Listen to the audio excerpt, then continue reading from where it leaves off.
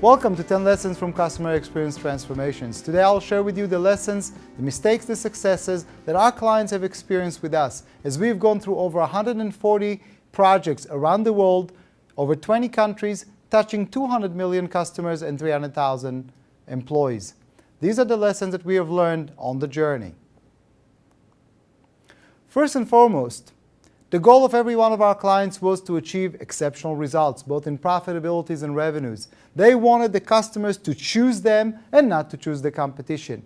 In order to achieve those exceptional results, they needed to deliver exceptional experiences. They could not just be at the parity line, they needed to perform above the parity line. And in order to achieve that, they needed exceptional performance from their employees. And hence, they needed the choice of their employees to perform above the parity line, to bring their creativity, sincerity, risk-taking, and so on and so forth in order to create exceptional experiences that will create exceptional results. We need to first and foremost understand the choice management that we have to manage here, both on the customer side and on the employee sides, in order to create exceptional results across the board.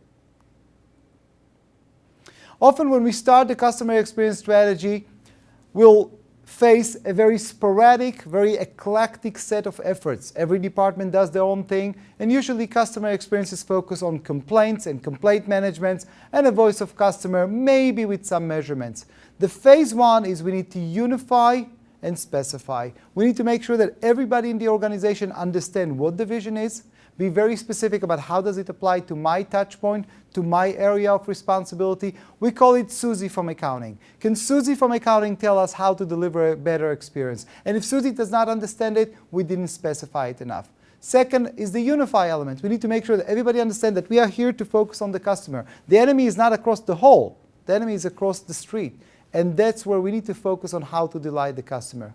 We then move to expand to everyone. We need to make sure that everyone in the organization buy into this vision of customer experience, and we need to make sure that we work on two tracks: creating 1 million smiles a day, which are the employee side, and then innovating product, services, and processes in order to create a great experience for our clients.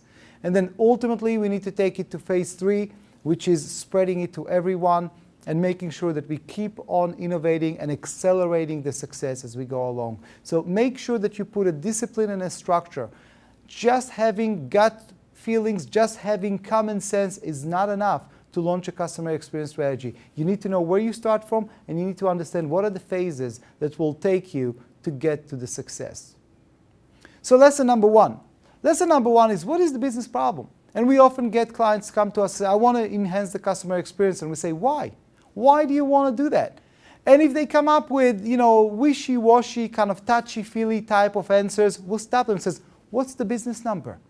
Explain to me, what are you losing? Did you make your numbers last year? Yes, we did. So why you are looking to improve it? What is the business problem? Make sure that you start this journey on a well-established business problem. I'll give you an example. We got a call from a credit card company in the US once, and they said, look, we're very bad, but we don't want to be excellent because that's expensive. Can you just move us from bad to unbad?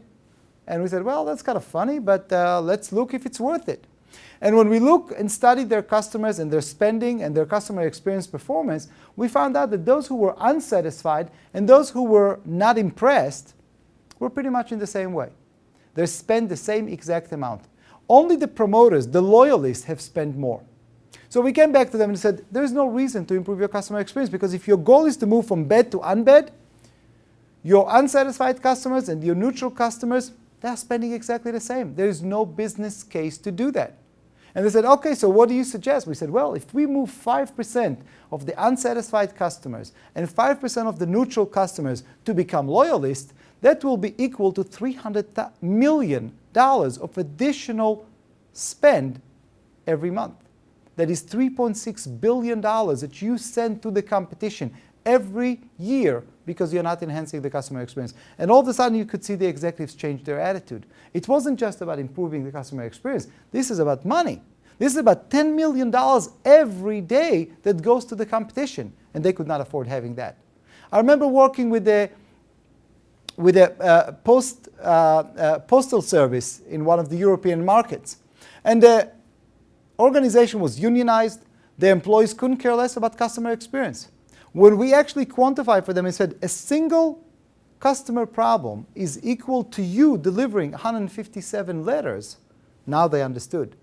None of them wanted to deliver another 157 letters in order to compensate for the loss of one customer problem, and therefore all of a sudden understood in a very simple, at their level way of why they need to focus on the customer experience.